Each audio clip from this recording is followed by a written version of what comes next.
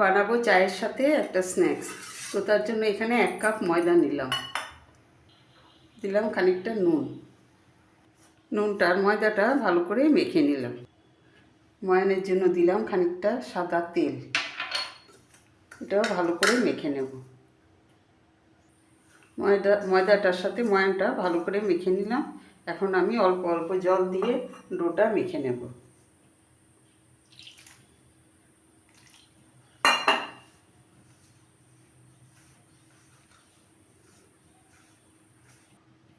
তো ময়দার ডোটা মেখে নিলাম, এরকম নরম করে ময়দার ডোটা মেখে নিলাম। এখন আমি এটাকে কিছুক্ষণের জন্য রেস্টে রাখবো।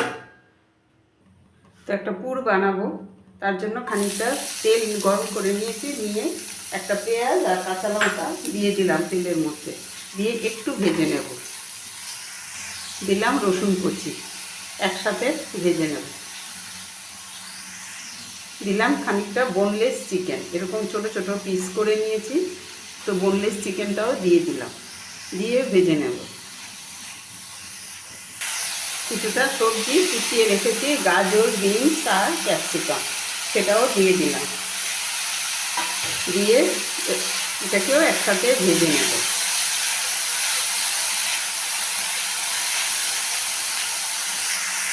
দিলাম স্বাদ মতো নুন, দিলাম হলুদ গুঁড়ো, দিলাম একটু জিরের গুঁড়ো, ঝালের জন্য আর একটু লঙ্কার গুঁড়ো দিলাম, একটু ধনের গুঁড়োও দিলাম, গরম মশলার গুঁড়ো। এইবার সব মশলা একসাথে মিশিয়ে নেব।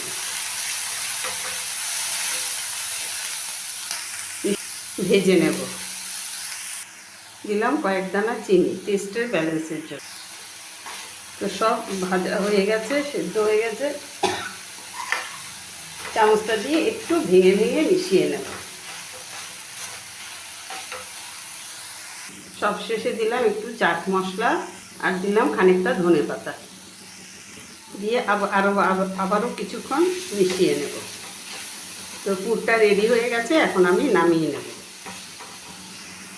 তো পুরটাকে রেডি করে নামিয়ে নিলাম, এখন একটু ঠান্ডা করে নেব।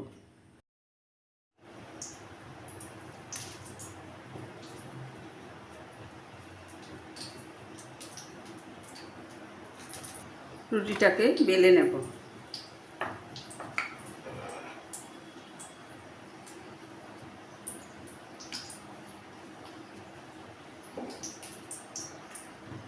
সমান করে কেটে নেব।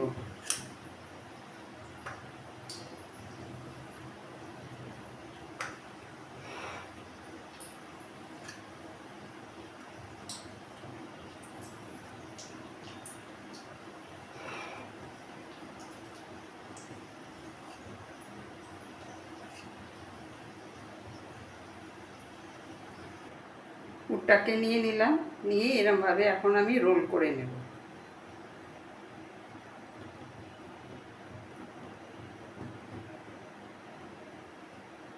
এরকম করে সব কটাকে বানিয়ে নেব। তো সবগুলো এরকম বানিয়ে নিলাম। এখন একটা ময়দার স্লারি তৈরি করে নিয়েছি, এটাতে ডিপ করে আমি এখন ভেজে নেব।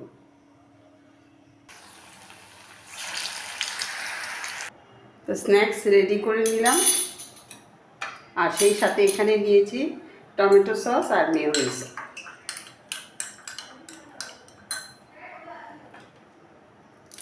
কতটা ক্রাঞ্চি হয়েছে।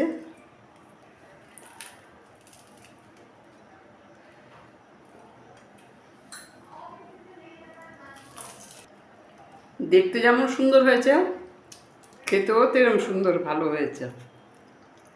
তো আজ এই পর্যন্তই।